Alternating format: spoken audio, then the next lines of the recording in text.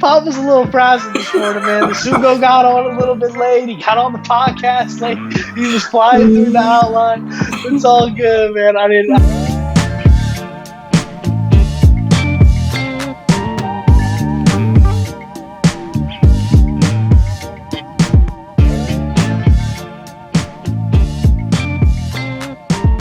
Pop, how you doing, man? Doing all right, son. One day we're going to have to record these pre-production sessions. Yeah, I promise it's not as dysfunctional as it sounds. Man, guys, just a quick reminder. I'm sure some of you have heard it by now, but we get new viewers every week. So don't forget, we are giving away a Commanders Jayden Daniels jersey to our subscribers after we get to 500 subs. We're almost there. We need less than 50. At the time of you guys seeing this, we're going to need less than 50 in order to reach 500. So it's getting close, guys. Make sure you hit that subscribe button to enter. First things first, you've got to hit subscribe. You got to be subscribed to the channel to enter. And then send us an email to domandpopgiveaway1@gmail.com with your name, your address, and your shirt size. And guys, if any of that didn't make any sense to you, maybe you're more of a reader than a listener, well, hit the comments below. There will be instructions in the pinned comment. Thank you guys for all the subs we've added in the past few weeks. And let's get going, man. How you feeling, Pop?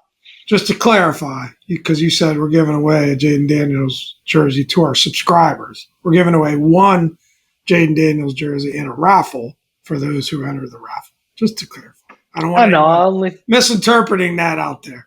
Good. Thank you for the clarification, Pop. Let's get it moving forward. I mean, the Dom and Pop budget hasn't quite reached beyond one jersey to give away, but who knows? In the future, if we keep adding subscribers and views, we can go a little further. That's a great clarification. We'll run that by the guy who wrote the script after the podcast. Let's get into it. Commanders it says we are giving away a Commanders Jayden Daniels jersey. Which is also what I've said, but we have already spent about 45 seconds too long on this. Let's keep it moving, man. Commanders new and notes. Jayden Daniels this week. There's a lot of new buzz. And notes. There's a lot of buzz around Jayden Daniels. And Pop was a little frazzled this morning, man. The Sugo got on a little bit late. He got on the podcast late. He was flying through the outline. It's all good, man. I didn't think Pop was going to catch that. That's funny. Commanders news and notes is what we're getting into today. We're going to kind of cover a few quick topics on the local side of things before we get into. We got a really fun quarterback mock draft coming up. We figured a new, fresh way to do our top 10. So that's kind of a part two to last week's. We're not regurgitating what we did last week, but this time we're giving you the Dom Pop picks. Yes. For top 10. But not only top 10 quarterbacks in the NFL, but top 10 rookies and second-year starters. So we're going to go young as well. So stay tuned. Going to be a lot of fun. It should be fun. Of course, what is the Dom and Pop podcast in the year 2024 if we don't start off with a little Jayden Daniels, huh? What are we even doing here? We got to talk JD. We got to talk the buzz. I'm very proud of our fan base so far for taking a pretty measured approach on Daniels. I think we've echoed that. But come on, it's a rookie quarterback. We got to talk a little bit of hype. We got to have some fun, right? So Jayden Daniels buzz this week. There are a lot of kind of quotes, a lot of things circulating around. One thing I want to throw out there is Jeremy Fowler on NFL Live. He said, quote, "This is a time of year where I talk to teams about big picture stuff. What do you think of this player or that player?" And I've had multiple people this week bring up, unprompted, quote, "I'm kind of scared to death of what Washington could be with Jayden Daniels." And that's pretty strong. So I think this is kind of echoes what we've talked about is like, hey, look, like this guy in this offense with Kingsbury, with all the tools that he has and the weapons he has at his disposal, if we can get a couple things sorted out on the offensive and the defensive line and in the secondary, this guy could really, be in a place to succeed a little bit faster than I think people may expect. And of course, those are huge ifs, right? If we can win in the trenches, that's the most important part about football. So that's a big if. But I think those things are pretty interesting. What do you make of that quote, Pop? Oh, it's the quote of the week for sure. It's the one that's gotten the most attention. Jeremy Fowler is probably ESPN's number 2 guy behind Adam Schefter, so he's well Yep. respected in that respect. And he's talking about what he's hearing, and the fact that it's unprompted is interesting as well. But he's hearing around the league. Yeah, I think the thing with Jayden Daniels is, we talk about it, but maybe we haven't talked about it too much. Is that he's a 4-year starter, right? And the thing is, he transferred schools. He went to LSU, which is big time in the SEC. He's had to learn new offenses. He's been through that. He's been through big jumps from year to year to year to year. But that 4 years of experience, I think, has really gone a long way to prepare him for this moment, perhaps more so than anyone else in the draft. And I think that, he's showing that readiness. He's showing almost a vet level, maturity level in terms of how he's preparing and how he's coming out and doing things. And I think it's interesting, and we're going to get into this more maybe in next pod, is the contrast between the excitement around Jayden Daniels and the seemingly lack of excitement around the Commanders themselves in terms of how people expect them to finish. They're still getting picked at the bottom of the league. It seems quite in contrast with one another, especially when you hear the offseason grades that we've gotten around free agency and the draft. So it's interesting. I think in general, people might be underestimating what this team can do in year one of the Dan Quinn regime. Right. And I think, there are a couple of things to highlight about this team in terms of like where we could be and what we could have moving forward. The roster's in rough shape. It's been I think it's been very cleverly patched in some places and also kind of putting some young players to develop in other places. Like you look at the tight end position, I think is a great example. You bring in a veteran guy like Ertz on a pretty reasonable deal to kind of patch what we need this year. And then you've got Sinnott backing him up and a guy that we can develop and kind of create the tight end of the future there. But the narrative about the roster being in rough shape, I think is interesting because, yes, things imploded last year under a terrible offensive coordinator and a retooled offensive line that struggled with injuries and just wasn't well built, and an apathetic coach who knew he was dead and threw out a quarterback who wasn't ready to start, and the whole thing kind of collapsed. We've been through that, right? But the year before, it was essentially the same roster that went 8-1, was white hot under Taylor Heineke, and then you had the mismanagement issue with putting Wentz back in, which was ultimately, I think, that was the end of the Rivera era. But they were one win away from a playoff appearance just a year prior to that. And you had guys like Benjamin St. Juste looking really strong, looking like a good starting outside cornerback, right? So there have been some changes. Obviously, you lose Kendall Fuller, you lose Cam Curl. We have lost some talent along the way. Curtis Samuel is another one that I think is going to be a bigger impact than people make it out to be. But it is not this like situation like the Texans were, 3 years ago, where it's like you've got guys that wouldn't even make the practice squad on some rosters starting because they were just so depraved from what the general manager there, I'm losing his Bill O'Brien, what he had done. So just some interesting stuff to think about, I think, in terms of how we can turn it around. But there is an alternate viewpoint here that I think we want to discuss and maybe have some laughs about if you're interested, Pop. Let's do it. Yeah. So this came out of left field. Yeah, this one came out of left field. It was an NFL writer. I think I want to find his name here. Zachary Rogers from Last Word Sports. First time I've heard household name, right? Yeah, first time I've heard that name. No disrespect, I'm sure he does great work, but he does have quite a hot take here on Jayden Daniels. He says starting Jayden Daniels week 1 may be the move Washington fans are looking for, but it wouldn't be the right one. The Washington franchise should start Marcus Mariota week 1 because of his veteran experience. Here's where I start laughing, and this is the end of it's a longer quote. This is where I'm going to stop. His numbers may not jump off the page last year. He played 3 games where he threw, but last year, sorry, his numbers may not jump off the page, but last year he played 3 games where he threw 15 of 23 with a 59.9 completion Woo! rating. Those are Sam Howell numbers, Pop. Where are you at? I mean, what do you like? Those are like Taylor Heineke had a bad game numbers. Like, what are we talking about? I mean, this Yeah, is nuts to me.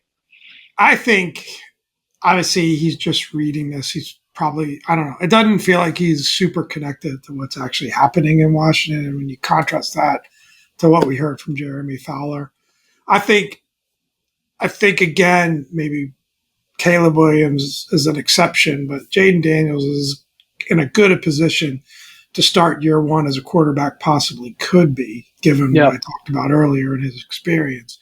And I think you don't bring a Marcus Mariota in. I said it right. A Marcus Mariota in to start. I just don't think you do. I think if you look at the opportunities there were with vet quarterbacks that we could have brought in, we talked about Jacoby Brissett, and some of the other guys that are available out there that were available out there. There's so many names of Baker Mayfield I would have rather had than Marcus. So there's just so many opportunities where there were other guys you could have brought in if you thought they had a shot at starting. And I just don't see where that's the plan whatsoever. And I think, Marcus Mariota is the definition of underwhelming. I don't even personally like him as a backup. I'll say it. I just hope he doesn't have to see the field. I would have liked to have seen us done a little bit better there. But seems like a great dude. I just feel like a lot of his stats are a little bit better than that if you look back a couple seasons. But I also think that completion percentage is deceiving because he doesn't get the ball downfield very much. Yeah, he's got a noodle It's much arm. more about his legs and then taking that check down. And it's just Jayden Daniels is going to be the starter unless, God forbid something happens here. I think it's everyone that we listen to locally is unanimous about that. So. Yeah, and you see it around the league, I mean, there are guys that we're going to highlight all the first and second year guys, but the reality of it is almost everybody, I think everybody that was drafted last year with the intention to start ended up starting at some point by the end of last year. And you just see the trend around the league. We're putting these guys in, we're getting them in-game experience, and then we have the wisdom on the back end to know, hey, this team might not compete this year. Like, look at what the Tennessee Titans did with Levis, right? Levis came in. They knew the season was pretty much done. But, hey, let's give this kid a shot. Tannehill's hurt. Things are not shaping up. We know Josh Dobbs is not the future here in Tennessee. They traded him away. They threw in Levis, and he got the chance to go. So I think you're going to see something similar in Washington here where, look, the expectations are not that this team goes out and wins 10 games next year. But what if you catch lightning in a bottle? Why not put Daniels in there and just let him get the opportunity to learn on the job while the stakes are relatively low? That's my personal opinion. I think that's the time to do it. And of course, relatively low. It's still NFL football. But I also think this is – yeah, sorry. I'm just saying you're not expecting the kid to go in and start winning game one. If he has a season where he looks good and we win 5 games, you're happy. Things are okay. So yeah, I think we're gonna get into a little whiz. We didn't really build that up early on, but we're gonna get into a little whiz draft talk. This is supposed to be DC Sports Plus, but we're pretty much a Commanders podcast, an NFL podcast. But I think this is very different than that Wizard situation because I don't think you bring in an Austin Eckler or Zach Ertz or some of the pieces that we've added into the defense if you're not planning to compete early. And I think they've brought pieces on. Now you can argue offensive line. That seems to be the predominant argument against starting Jayden Daniels is the fact that our offensive line, is a big question mark. And I understand that. But I think that there's ways that we can compensate that in how we call the offense. And I think that's the plan. I think we're not going to put it all on Jayden Daniels' shoulders. So. Yeah. So that's pretty much the alternate viewpoint. I think we've covered that. I want to do a quick 30 seconds on Brandon Ayuk here. Absolutely no developments. Nobody has any idea what's actually going on. Essentially, the biggest thing is he was asked what jersey he thinks he's going to be wearing next year. And he said, if I were to take a guess, probably a Niners uniform. That's an astute guess. You know why? Because he's under contract to play for the San Francisco 49ers next year. But then he said, probably a Niners uniform, but if not a Niners uniform, probably a Washington Commander uniform. If not a Washington Commanders uniform, then probably a Steelers uniform.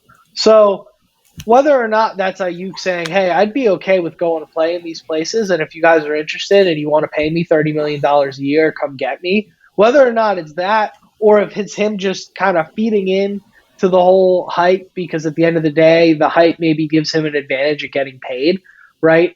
I don't know, but I'm ready to not talk about Brandon Ayuk at the moment because there's just nothing to talk about right now. Yeah, we spent a lot. We spent a lot of time on that last week. So go back, listen to last week's pod. But I'll just say, similar to what I said last week, there are a lot of great wide receivers in every draft, and to give up a bunch of draft capital to bring him in, I'm just not on the page to do that. If he was a free agent, I'd be all about it. Go pay him. Mm-hmm. But I think this team, my sense is this team has shown they want to roll with the players that we have and really see what McLaurin and Dotson and others can do on this roster, right? So yeah, I agree. Let's move on. Yeah, talk a little Wiz. Let's get into it. So there's a lot of big Wizards news here. We don't usually do a ton of Wiz talk, unfortunately. Frankly, the Wiz usually don't give us much. We'd like to do more. We'd like to do more. We'd like to have a reason to do more. We both love the Wiz and love the NBA, but I mean, just what a miserable scene it's been these last few years. But probably the biggest news since trading Bradley Beal, again, crazy thing to say about the Wizards, but we did have the number 2 overall pick, and was it draft night or was it right before draft night? I don't know exactly when it happened.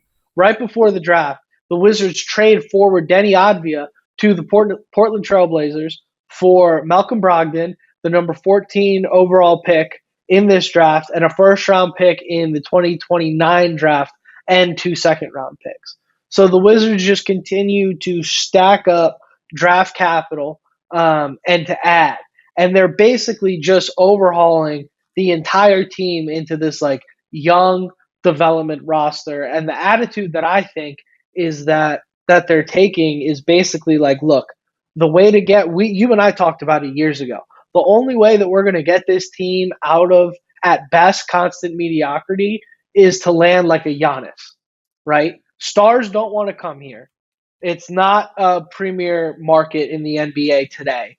Unfortunately, it's just the truth. As great of a city as DC is, it is change. Not. It could change if we get a star here. If we get a star that people want to come and play with to win championships, that's how it's going to change. So it seems like the ownership is kind of on that page, and they're going and getting guys like Malcolm Brogdon. They're keeping guys like Kuzma around, who are these like solid, somewhere between a young player and a veteran, middle of their career players that aren't quite studs, but it's enough to field the team with, they're kind of keeping these guys around and that will have some trade capital in the future. Malcolm Brogdon is a guy who, when he went to Milwaukee a couple years ago, you went, oh my God, that might be, if Brogdon could stay healthy, that might be some trouble. Obviously that didn't work out. I'm going to assume he ended up in Portland in the Dame Lillard trade. I don't know. I'm going to assume that. But yeah, Denny Advia's out. It was a young, promising player that I think they just decided they don't want to pay. And I just don't think he's going to be worth the money that they would have to pay him in order to keep him around. I'm not a huge Denny Advia fan. I don't know how you feel about that trade, Pop, but I think, he's been a nice player, but, like some people have said, is maybe the second or third option on a very, very bad team. I'm not really sure, how much higher his ceiling is than what we've seen. I guess that would be my point. Yep. Like maybe he's going to be one of those guys that just teases you all the time. Could be a good piece on if if Portland, develops and becomes a contending team. Maybe he could be a good piece. They seem far away from that, but in the end of the day, it was a little surprising. I thought he was kind of a developmental piece, but it kind of also shows he wasn't drafted by this regime of the Wizards. I mean, the Wizards have gone through a similar reorganization as the Commanders have in terms of new GM and new front office people. So, yeah, not shocked about that. I mean, why don't you run through the rest of the picks real quick? Because if we do this one-on-one, we'll be delayed to get to our next step. But go through the picks real quick, and then we'll talk about what we think the 2024 season might look like in the future for the Wiz. Sure, yeah. So the big one, the one I'll spend more time than any of them on, is Alex Sarr, number 2 overall draft pick, 7-foot, big man. He's got the highest developmental ceiling of all of the prospects this year. This is the right place for him, in my opinion. He'll get the chance to develop, and he'll really get a few years to see if he can grow into becoming the star that you hope he can become in the NBA. I mean, he's got his game is super versatile. He can do a lot. He's a good shooter. He's big. Obviously, 7 feet. He's going to have some presence in the paint. Just seems to be that it's so weird. 7 foot is almost the new 6'8" in the NBA. You just start to see these forwards are just getting bigger and bigger and bigger. And it seems to be the direction the league is heading with guys like Chet Holmgren and Victor Wembanyama and stuff like that starting to step forward. So we're getting our piece of the pie, and hopefully we can grow him into a player like that, So it's very exciting there. Number 2 overall, he'll be able to speak French with Bilal Coulibaly. So we'll see how that builds up, right? And then at number 14, you got Bub Carrington, Baltimore kid. Finally bringing some of that hoop talent from the DMV back home. He came out of Pittsburgh. Great mid-range jumper, great playmaker. He's only 18, I think, something like that. He's pretty young, right? 19, maybe. 19, yeah. 18, wow. 19, yeah. He attended St. Francis in Baltimore, which also Angel Reese came from there. And he averaged 13.8 and 5 rebounds and 14 or 4. He is 18. He'll be 19 in 3 or 4 weeks. Yeah. Yeah. So you can see they're just going full developmental in the first round of the draft right now. And then Kaishan George with pick number 24. He's another 6'7" wing, shot 40% from the 3-point range while he was at Miami. And that's all I got for you on the Wizards. I'm not going to pretend to be a draft expert here. I don't know exactly how this works out, but I do know Alex Sarr is an exciting young player, and we should see where this goes, man. This could be really cool. Yeah, I mean, I think it's interesting if you look at things now. It used to be, at the top of that draft, there were the proven superstars coming out of college. Yeah. And now, you see a lot of guys that we don't even really know or aren't that familiar with. I mean, Alex Sarr, I'm pretty sure, wasn't on your radar up until maybe a couple of months ago when people started talking draft. But, I definitely looking at the highlight reels, which you look at for these guys, it looks like some impressive athletic ability, especially Alex Sarr, the way he can dribble the ball, shoot it, get to the hole. Not a classic back to the basket 7-footer, maybe in the like of someone like a Kristaps Porzingis type. But it's all about whether or not they're going to achieve that upside and that potential, which is different for every one of these 3 guys. You wouldn't look at their stats from last year and be blown away from it. But the fact that Alex Sarr has been a pro, it's a little different than playing college ball and then playing pro ball in Europe. And I think his last stop was Australia, playing professional basketball. So, we'll see. I think certainly it looks like they're positioned to tank again next year. And that next draft is supposed to be super strong with guys like Cooper Flagg and Ace Bailey at the top of the draft. So maybe that's what it's all about, that you finally land that superstar. And you got those nice pieces like Sarr and Coulibaly and a couple of these other rooks. Interesting, though, that, you still got Jordan Poole and Kyle Kuzma on the roster, and then you wonder about, what they do with a Malcolm Brogdon. Because it seems like, part of trading away an Advia is to almost go younger and not be in a position to win too many games next year. So I would expect Kuzma to be out. I'm surprised he didn't get traded, before the draft. Yeah. Kuzma is for me, it's a perfect fit. This is the last thing I want to say about the Wizards. With the whole new thing where you have to spend 90% of the salary cap in the NBA, Kuzma's perfect for that. You pay him a boatload of money. He's not really going to help you win a ton of games. He's going to put up a lot of points. He's going to put up justifying statistics, but he's not. I don't think he's a bad You basketball got to player. feel the team, right? Yeah, exactly. He's just a good dump money on the guy so you can fulfill the rules and you can still keep tanking, which is clearly the plan. And I think they're building up assets to have another high pick next year, which is a star-studded draft next year. It's rough. So. It's rough going through this tank, though. I love watching the Wiz, and I tune into as many games as I can. But I have to admit, I tuned out last year. Maybe this will be a little bit more fun because of all the young guys. And even though maybe they're losing, if you see potential with the young guys, they seem to really want to get guys that will play on the defensive end. Seems to be an overall philosophy. So, yeah, I mean, I like the direction they're going in, but it's painful to just tear down completely to the studs and build it back up. We'll see. Yeah. And, we don't know if these guys are going to hit or they're not. I mean, that's the challenge. But yeah, you just got no idea.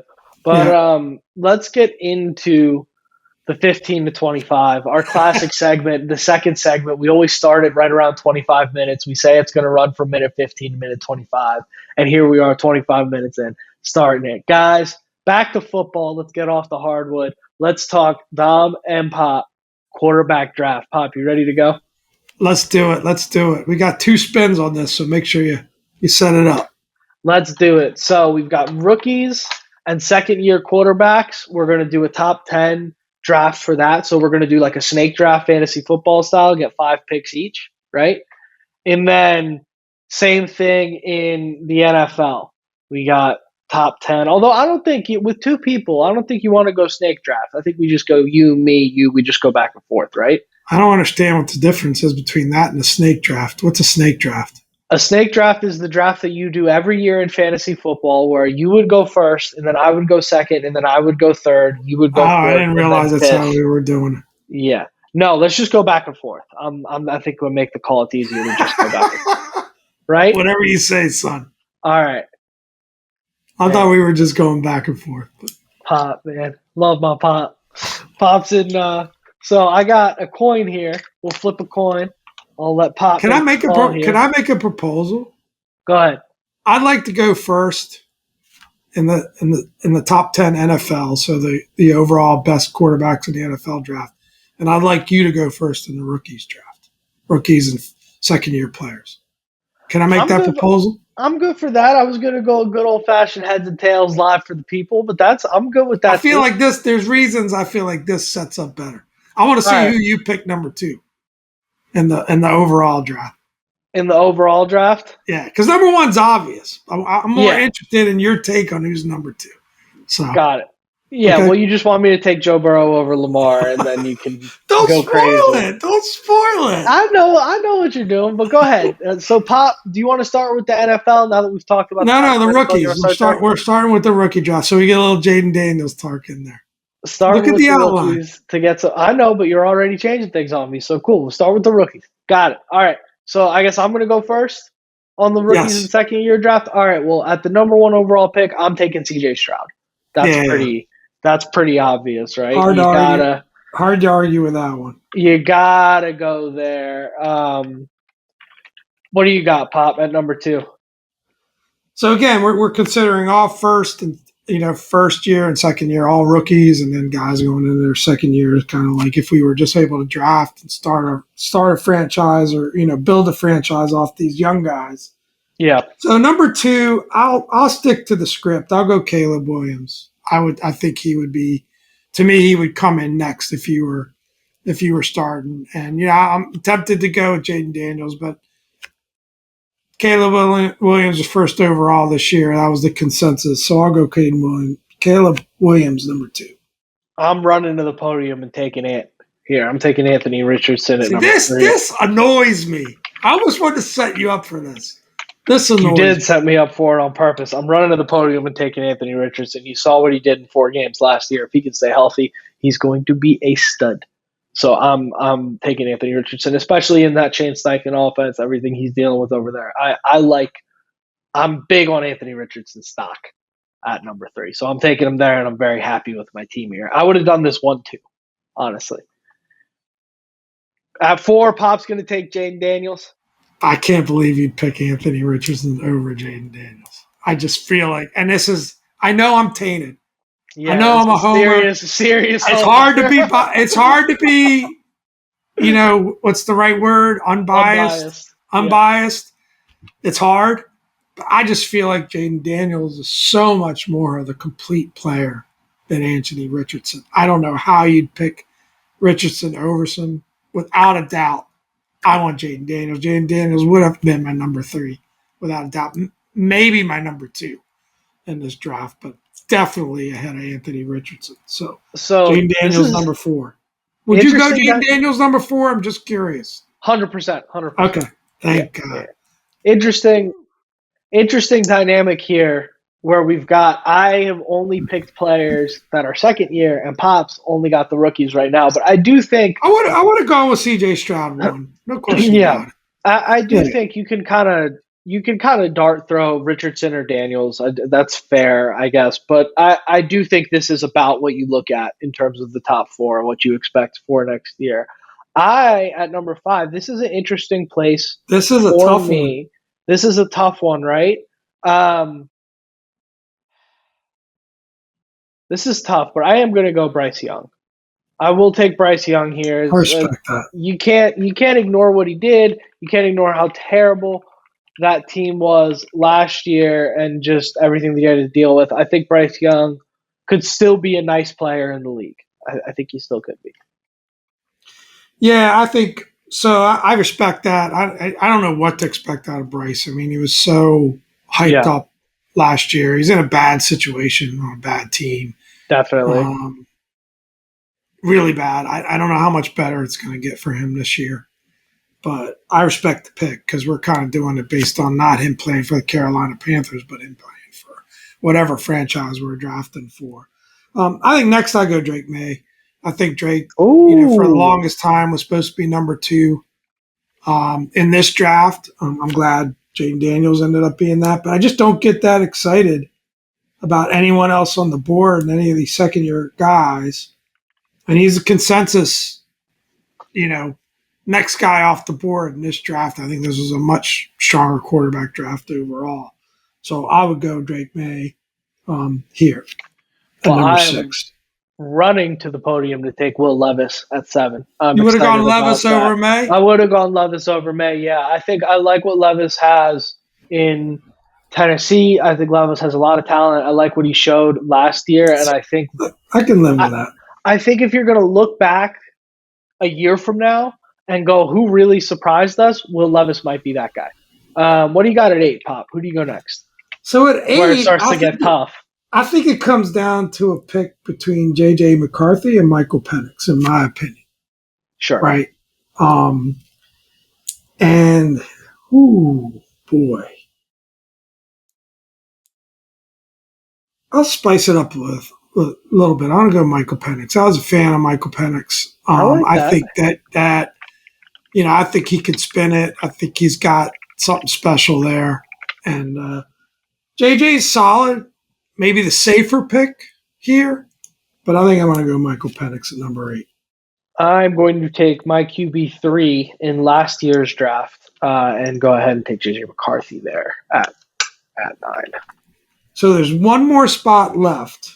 And I think this essentially comes down to either Bo Nix or Aiden O'Connell, who was a 4th-round pick, who actually could be competing for a job at the Raiders. I don't know anything about the kid, I got to admit. So just by default, I'll go Bo Nix. I don't know if there's any other names you'd consider out there, but I think we're kind of running out of guys at this point. Yeah, you're pretty much tapped on that. I think you got the number 10 pick, I don't think super matters. I think when you look at how young quarterbacks pan out, maybe 50% of these guys will be multiple-year league starters after their first rookie contracts. So we'll see how it pans out. But, man, that was fun, Pop. So let's go over That's a good one. That's a good one. Yeah. I think it's a bit of a unique take on this. I mean, I do want people to bookmark this situation. Definitely. Dominic picked Anthony Richardson over Jayden Daniels. I don't want to put Dominic in a position. I'm sure he wants to be wrong here. Yeah, 100%. I hope.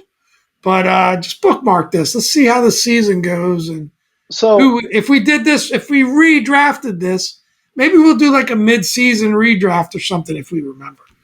Yeah. So do you want to put a little 5 spot on this and No, total I up don't the want to fantasy bet points? because I don't want to put you in a position. Fair enough. Fair enough. Maybe what we could do. Here's what we'll do. I like this one. See if we'll remember. Our guys that we picked, we'll do fantasy points against fantasy points and see who ends up with the most. That's what I was just going to suggest. Total in total. I didn't want to go Richardson versus Daniels. I don't like. No. The whole team. So my team for next year will be C.J. Stroud, Anthony Richardson, Bryce Young, Will Levis, and J.J. McCarthy. And Pop's team for next year will be Caleb Williams, Jayden Daniels, Drake May.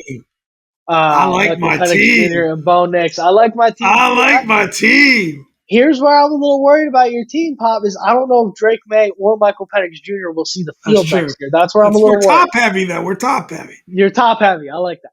All right, let's get into the overall top 10.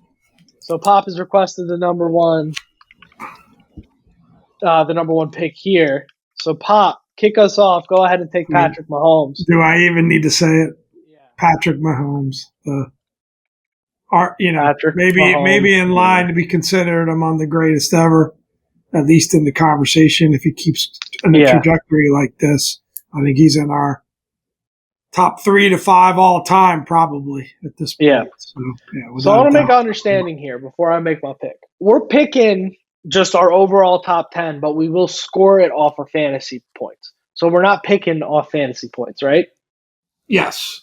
Okay. I was overall top 10. If we're not picking off fantasy points and we're picking who do you want on your team in 2024? At this moment, this one's tough. Do you want the 2-time MVP by the age of 26? Or do you want the only guy who's proven he can win and he can take out that number one guy? Insider, he's on the edge of his seat, man. Not able to concentrate on work at this point. That's a tough one.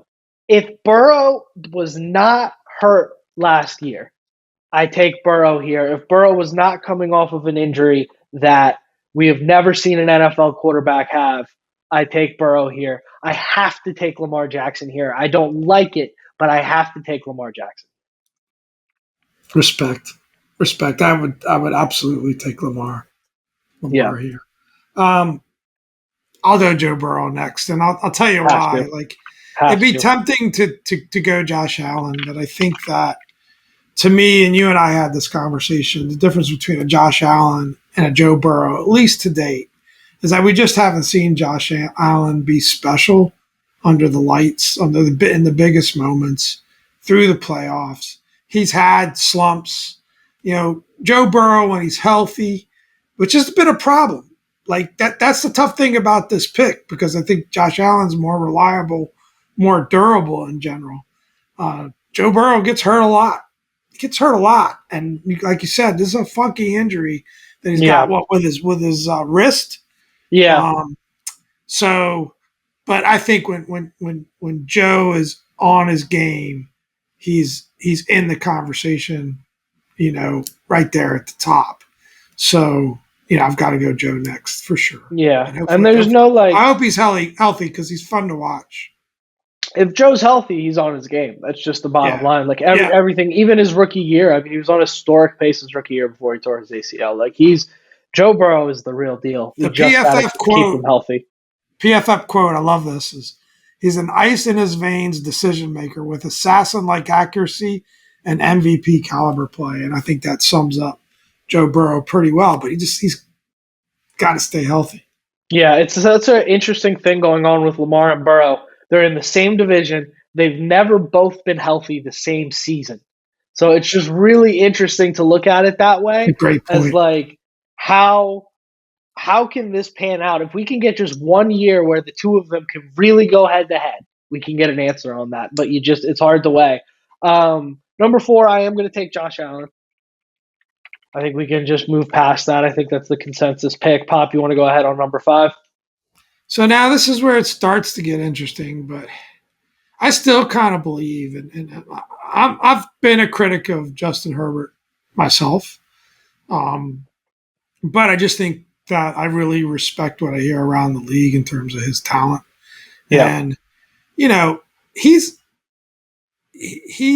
got, a good good grade in terms of his stats under pressure. He's just hasn't had much of a team to work with. It's kind of like we talked about Bryce Young and the youngsters draft, I'll call it.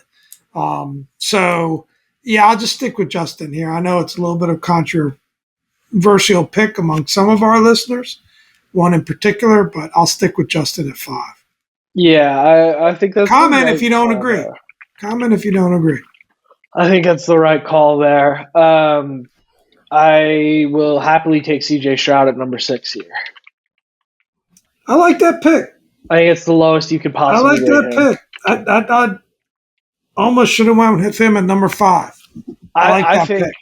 I like that. You have a real talk for C.J. Stroud in the top 3 next year if he has another year like he had last year. But I got Stroud at number 6 for sure. So now for me at number 7, clearly the best quarterback for me at number 7 is Matt Stafford. Now it's another conversation about health. But I tell you, I got to see him live last year, and so impressive, and just how he processes and how he runs that offense in LA, and the coaching that he gets. Obviously, he just got to stay on the field. But to me, clearly, I mean, it's if I look at a Dak Prescott, Aaron Rodgers at his age, and Jalen Hurts, to me, clearly Matt Stafford is who I would run to the podium and pick here at number 7. Yeah, I am personally not in the business of drafting, 40-year-old quarterbacks coming off Achilles tears. So I'm going to pass at number 8 on Aaron Rodgers. I know that's probably the pick that you want to see there. This one's hard for me. I'm split between 2 guys who I think these 2 guys are at the exact same point in their career personally. I'm stuck between Jalen Hurts and Trevor Lawrence. I will take Jalen Hurts here because I think it's probably my Eagles anti-bias. The fact that I don't like the Eagles, that's probably putting him right next to Trevor Lawrence. But I think it's close, and I think Jalen Hurts, I think sneakily is in a little bit of a prove-it year this year. I think we've got to see Hurts get closer to that, what we saw out of him in his potential MVP season 2 years ago. So this next guy is who I thought you were going to pick. You're going to take Purdy? Jordan Love. Ooh. I thought you were going to pick Jordan Love. I'm actually surprised that that's an you didn't pick Jordan Love. That's an oversight. I'm going Jordan Love. Now, I thought your C.J. Stroud pick was amazing. I was sad I didn't think about that. But I'm going Jordan Love next. Now, would you have taken Stroud at 5 if you thought about that? Interesting. That's spicy. That's spicy. I can't. That's the one guy I can't be mad at you for there. Yeah, I would have gone CJ. I just didn't think of it. Yeah. Poor prep on my part. I like Love there at 9. I think Love and Hurts are close. So we know who your 10 is. You just said it. Yeah, I will take Trevor Lawrence at 10. True. So I think what I would do differently here if I was looking at this, if I look, top 4, pretty consensus. I go Stroud at 5. Yeah. I'd slide Herbert to 6. I pick Matt Stafford. I'd slide Jordan Love ahead of Jalen Hurts, personally. And then I think you got a conversation between him and Trevor Lawrence. Yeah. The Jordan Love, Jalen Hurts conversation is an interesting one. I don't want to spend a ton of time on it, but it is interesting because how do you weigh? You have the young guy who, by all accounts, looks like the next big thing in the NFL. Looks like a guy that when you get like a Matt Stafford might be on his way out, he might be taking Matt's spot in the top 10, right? But only showed it to you for half of the season last year. Towards the end of the year, you started to put it together and you think, okay, it definitely clicked. He's moving in the right direction, but you just don't know, right? And then you have Jalen Hurts, who you saw was kind of the Jordan Love of 2 years ago. You saw put together an incredible run to get the Eagles to the Super Bowl, just looked on top of the world, looked unstoppable. And then last year took a step back and kind of with all the dysfunction going on in the Eagles, you don't know who to put it on. You don't know who to blame, but you saw him kind of take a step back and you also saw him have an incredible supporting cast around him. It's hard. That's a hard choice to make. I think most people still will lean Hurts, but I do think it will be very interesting to see what that looks like at the end of next year. I think that Yeah, could flip. maybe I'm guilty of listening to the chatter, but and I think if you went back and listened to what I've said in the past, I'm a big Jalen Hurts guy in Yeah, general, same. other than the team he plays for. But it just bothers me a little bit. There's just some intuition about the way that people are talking about him, and there's the uncertainty that there seems to be around him as a player and his situation with the Eagles. Um, you know, but I would go Jalen over Dak, and it's interesting that Dak is not in our top 10. No. I'm personally pretty pleased about that. You can't, you can't put him in. We talked about a couple of years ago how rough the quarterback situation is in the NFL. I think we're seeing a renaissance of the golden era of the quarterback. I think we're seeing it come back, and you just can't put Dak ahead of any of those guys in good conscience. I mean, maybe if you I want to can't. say him and Trevor are in the same conversation, but Lawrence has the playoff wins on his resume that I haven't seen Dak in a Yeah. long time. But Jordan So Love, I think Jordan Love had an impressive year last year. I mean, unreal. statistically, top 10 total passing, top 5 quarterback in big time throws, 27 big time throws versus 10 turnover worthy. And it's not like Green Bay was some sort of powerhouse No, team in terms of the roster around him. So he's on the climb, and a yeah. lot of people that know what they're talking about around the NFL are super high on this kid. So Yeah, I'm a huge Jordan Love fan. I think I said it going into the year last year. I said, "Hey, I've seen some tape on this kid. I've seen some breakdowns on him and what he's done in the preseason. Watch out. I think they have another one." And I just think when you look at the Packers organization, they're just not moving on from Aaron Rodgers unless they know what they have there, yeah, especially off of 2 MVP seasons. And I mean, Love's the real deal. I think we're going to see I like a value pick on him for MVP next year. I like something like that. I think you could see like crazy just because the odds are so long. Like it's probably like plus 1,600 or something like that. I like throwing a unit on that and just seeing. But now that I said that whole be worthless next year, I'm sorry, Jordan Love. I probably just ruined you. But let us why don't know we in the wrap this comments, thing just up? in general, who you think should be in the top 10, where we're out to lunch, on both lists. We'd love to Yeah, hear it. for Chop it sure, up. for sure. Yeah, I think that was a lot of fun, Pop. I enjoyed kind of doing that draft. I think it's kind of boring to just read 10 down. I think the draft is it's a nice Yeah, touch because you're kind of like trying to anticipate how each other ranks the teams. But yeah, man, let's wrap this thing up. Without further ado, I've been Dom, this is Pop. and thanks for another great week, everybody.